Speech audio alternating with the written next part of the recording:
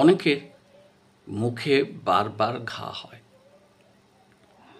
অনেকে বলেন ভিটামিনের অভাবে ঘা হয়, বি কমপ্লেক্স কিনে খান বাজার থেকে, ভিটামিনের ওষুধ খেলে ঘা সেরে যায়, এরকমও অনেক ধারণা আছে। বা অনেক সময় হয় না, সে কথাও বলা যাবে না। তবে মুখের ঘা কিন্তু অত্যন্ত কষ্টদায়ক। কিছু খাইতে পারা যায় না,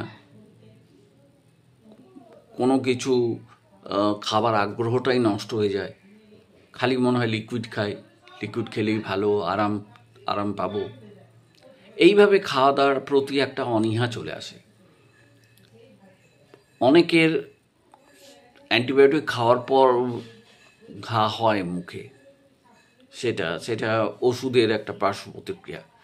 আবার অনেকের 12 মাসই হয়ে থাকে এই ধরনের ঘা।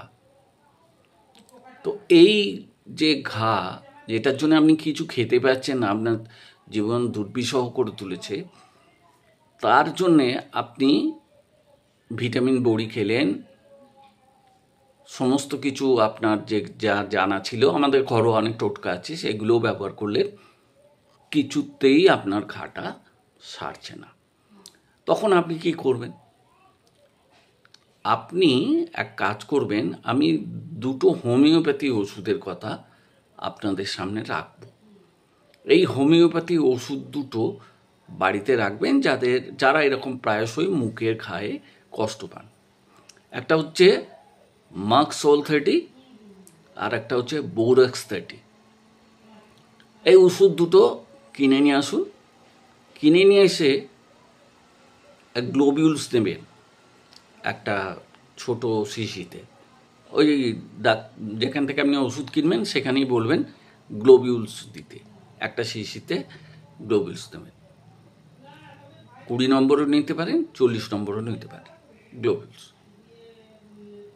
40 নম্বর নিলে 2টো করে খাবেন, 20 নম্বর নিলে 5-6টা করে খাবেন।